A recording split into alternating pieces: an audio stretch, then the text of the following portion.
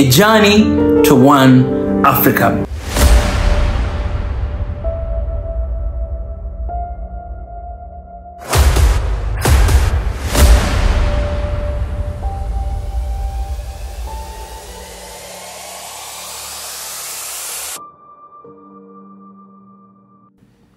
Let me enter into this conversation by giving a historical context. In the month of May 1963, the leaders of the then independent African countries assembled in Addis Ababa, Ethiopia. And many speeches were delivered, and the thrust of all the speeches was that African countries, having regained their independence, their primary focus and objective was to ensure that they exercised their regained mandate for the benefit of the people, to ensure that the people were liberated from ignorance, disease, and poverty. On the 24th day of May, perhaps the most powerful speech ever made by an African leader was delivered by Ghana's Kwame Nkrumah.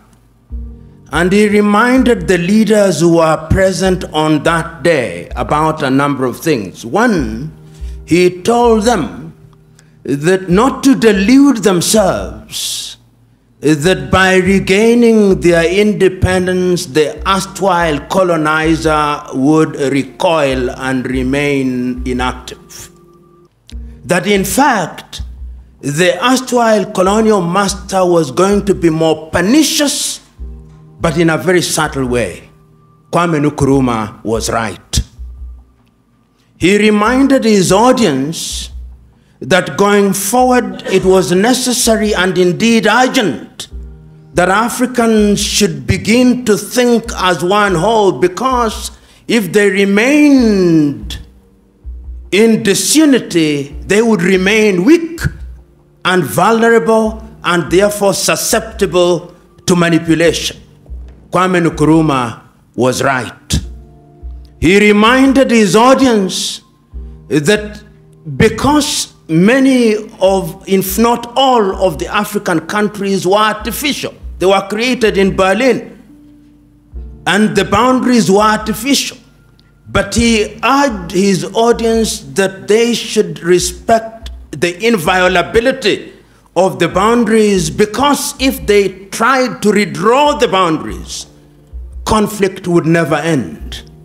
And that was reinforced in 1964 in Cairo on the doctrine of inviolability of inherited boundaries.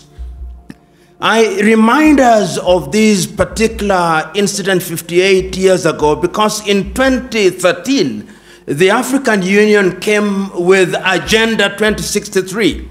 And if you look at the text of Agenda 2063 and the speeches that were given around it, it was the rehash of what Kwame spoke about and the other leaders spoke about.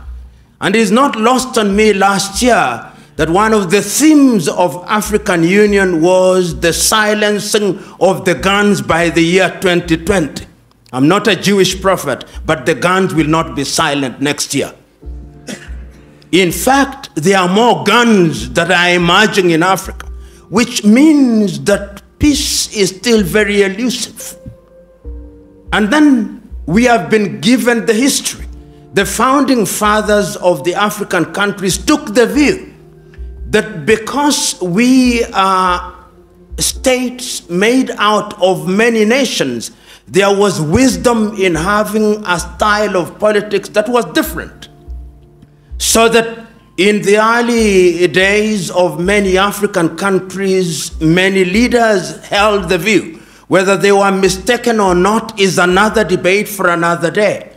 But they held the view that one of the things that they had to do was to have single-party states, so that if you went to Zaire then, or Congo before it became Zaire, or Zambia, or Malawi, or Kenya, or Uganda, or Tanzania, everybody believed that in order to hold the many nationalities together, you needed a single party under whose aegis organization of state affairs would be undertaken. Mistakes were made. And then the conceptual West convinced us that our salvation could only come from something they call democracy. And I'm using the word very deliberately, something they call democracy, which they defined. And they defined it in English, if you are colonized by the English. And they defined it in French, if you are colonized by the French. And they defined it in Portuguese, if you are colonized by the Portuguese. And they defined it in Spanish, if you are colonized by the Spaniard. We never defined it in Kinyarwanda. No. It was never defined in Igbo or Yoruba. And we were told after the collapse of the Soviet Union that democracy was equals to 1, multi-party politics, 2, periodic elections, 3, limitation of terms of the presidency. That is how the conceptual West defined it for us. And we who have had the advantage, if it is an advantage at all, of being educated in the West, there is a sense in which our thought processes are also confined by those definitions. However much we want to free ourselves, we find our default mode being how we were trained. So when we define democracy, we are also caught up in this box. Sometimes we tell ourselves to think outside of the box, but the true north of our thought processes still remains the box. We never think without the box. So when we talk about peace in Africa and we talk about adversarial politics, we are not talking about anything that is African. The political party is not African. It is something that we inherited. You know, in the United Kingdom, they talk about the loyal opposition, loyal to the monarchy. Because there is a process. Permit me to say at this stage that Africa deals with diversity much better than Europe. Much better. If you look at your typical European nation, the Dutch is the Dutch, largely. The Swedes are the Swedes, largely. The Norwegians are the Norwegians, largely. The Finns are the Finns, largely. And where they have many ethnicities, they don't do very well. Ask the Spaniards if you doubt me. Where they had many nations in Yugoslavia, ask them. They created many nations to create pure ethnicities. But African nations have succeeded thus far in working with diversity in very unique circumstances where the conceptual West, despite their protestation to the contrary, are always interfering in our affairs in a very subtle manner. When we are holding election, they will deny it. But there is a way in which they are always moving in a subterranean fashion. Because the thesis still is that you divide them in order to rule them. That is the thesis. We don't say it as loudly as we should because we want to be politically correct, and I refuse to be correct. And this is exactly what Kwame Nkrumah warned us about. And the political party therefore lends itself to that manipulation. We will be persuaded, because it is us who have gone to school who form political parties, we will be persuaded to form outfits. And in many African countries, these outfits are formed on the basis of ethnic affiliation. Your typical African political party is simply an assembly of ethnicities. And in many African nations, you will discover that what we call elections is simply an ethnic census to determine which ethnic group is larger than the other. It is Julius Nyerere of Tanzania who said it. He said that the tragedy of Africa is not what the song is not the song that is being sung, but who the singer is. And what he meant was very clear, that you may have an agenda that is good for your nation, but if you do not come from a particular ethnic group, those who will follow you will not be from your ethnic group. You may sing the best song, but when you look back, you'll discover that it's only people from your ethnic group who are following you. And when you have such a situation, the design is inherently conflictual. And that is why, therefore, when you look at Africa today, you discover that after every election cycle in many African countries, there is conflict. Because you go into the election, or the political parties go into an electoral process on the basis that we must win, and if we don't win, the elections have been rigged. In other words, we place so much premium on the presidency, and you'll see in many African countries, entry into government is like winning a lottery. It is winning a lottery because it gives you access to resources. And therefore people claim the president. If you are in a country, say, and one of your own means a son, they are normally sons.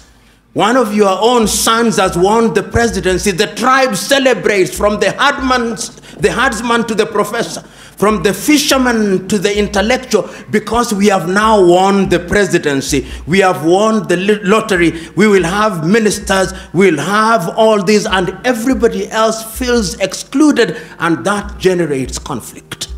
And we have seen it, whether if we don't see it in Gabon, we see it in Guinea-Bissau. If we don't see it in Guinea-Bissau, we see it in Kenya. If we don't see it in Kenya, we see it in South Sudan. So that in South Sudan, if one were to ask them, what is the problem? The contest is of an ethnic kind. They are contesting because one of our own must occupy the state house. And that is why, therefore, you see, under the guise of democracy in a number of African countries, we create offices which are sinecures. You will have a president, you'll have a deputy president, you'll have a second deputy president, you'll have a prime minister, first prime minister, first second prime, all those useless offices which make no sense, because you have to appoint people into those offices and give them a motorcade so that when they go to their villages, they look important. And the people own them as ours. People want to be included. In such a scenario, my verdict is, number one, Africa's long-term salvation demands that we avoid adversarial politics. Africa's salvation demands that we define for ourselves what democracy means. And you said it very correctly, Professor, and the good friend from the United Kingdom, very correctly. What people want is to participate. What people want is to have a government that is accountable. Many people in many African countries simply want food on the table. Many people in many African countries simply want to have access to healthcare. Many people simply want good education. Young men and women in Africa simply want opportunities for innovation and invention. And they want a government that creates an environment where that can be achieved. And therefore, in my view, I think that time has come that Africa must define herself. One of the problems that we have in Africa is that we do not define ourselves. And permit me to annoy you. In many African nations today, after every election, whether we like it or not, we have observers. And when the elections are being held, observers may come from Nigeria, from Kenya, from Uganda, but people are waiting. What did the European Union say? You know, this belief by us that the Europeans have a divine duty to tell us what to do, and we have a divine duty to accept to do what they say, is one of the problems that we have. And until the day that we liberate ourselves to decolonize our minds, in a manner of speaking, we are going to embrace the kind of politics that will only perpetuate conflict. Right now, as I move towards my conclusion, I simply want you to look at the map of Africa. and look at the map of Africa against the declaration that the guns might be silenced by 2020, and simply tell me, is there peace and calm in Niger? Is there peace and calm in Burkina Faso? Do you have peace and calm in Mali? Is it peaceful in Mauritania? Is it peaceful in Benin? Is it peaceful in Gabon? Is it peaceful in Cameroon? Is it peaceful in South Sudan? Is it peaceful in the Democratic Republic of Congo? Is it peaceful in Somalia? You look at the map of Africa and you look at that, and you are being told through declarations that we are going to silence the guns in 2020. It's as if you are being told to go to Kigali, and meanwhile you have engaged a gear taking you to the Democratic Republic of Congo's border, and you are on jet-like speed. This is why I think that it is incumbent upon us to remember one thing, that peace is not merely the absence of war. It is much deeper than that. That development is not building of skyscrapers in African cities, no. And that therefore, if we want to sustain peace and development, what we must look at are the human indices. I think the Bhutanese have got it right. What they call the gross national happiness index. These things that Europe tells us many useful things, but there are certainly useless things that they tell us. One of them is the thing called per capita income, that they take all the wealth, half of which is owned by 2 people, and then they divide it and say the per capita income is $800. And meanwhile, all other people are suffering. I'm submitting to us that time has come that we must define what development is. I want to go to a typical Rwandese village, and beyond peace, beyond the absence of war, I want to see peace at the dinner table. I want to see peace at the hospital and the dispensary. And I'm suggesting to us that politics defines all these. And one of the things that we must do, and Professor, I can't agree with you more, is that there is no one size fits all. There is no one size fits all. What works for Rwanda is not necessarily what works for Uganda. In 1984, the Ethiopians came up with a constitution which I think is the only one in the world that defines itself on the basis of ethnic identity, and even allows the ethnicities to secede under certain conditions. Whether it has worked or not, I think the jury is still out. But they recognize the fact that ethnicities are real. And if we continue to delude ourselves in Africa that ethnicities are unreal, we are cheating ourselves. Even the United States of America nowadays, when you hear them talking about the vote, they talk about the Hispanic vote. They talk about the black vote. They talk about the Caucasian vote. They are beginning to recognize that those blocks are critical. How then do you use them in a manner that is positive? Because look at the Democratic Republic of Congo with over 233 ethnicities. Look at Nigeria with over 200 languages. Look at Kenya with over 56. Look at Tanzania with 136 plus. These are the realities in the African nation. And I am convinced that going forward, number one, we need to have peace. But we will not have peace by declaring that peace will come and reign. We must do things that move us in the direction of attaining peace. And until we introduce what I've called elsewhere hygiene in our politics, we are moving nowhere. And part of the introduction of hygiene is to recognize the environment and the context in which we operate. One of the areas in which we must move is to recognize that going forward, we are different nations in single states trying to create mega nations. And unless we have inclusivity so that people feel they belong. And I want to give this example. In Kenya, it happens, and I believe in other countries. When an individual is elected as a member of parliament, in many African countries, they have things they call homecoming parties. These homecoming parties is an attempt to demonstrate to the village by the newly elected member of parliament or newly appointed minister that we went to hunt. We have come back with a prize. That prize is membership in parliament or a ministerial post. Let us eat and celebrate.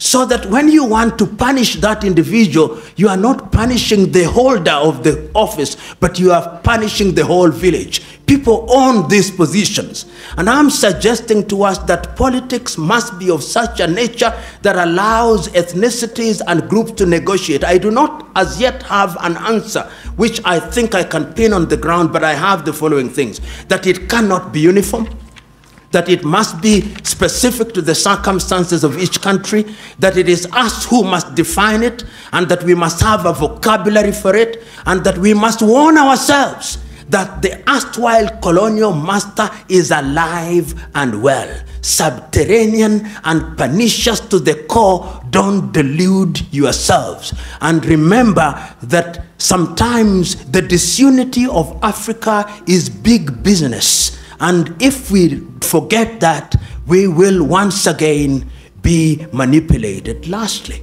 I saw the African National Congress winning an election in South Africa last week. Not that is a bad thing, but somebody sent me a clip that was very telling. It was a clip where all the celebrants were Chinese, and they were celebrating, "Hail African National Congress," Chinese in Johannesburg. That laughter suggests to me that you have understood my message. God bless you.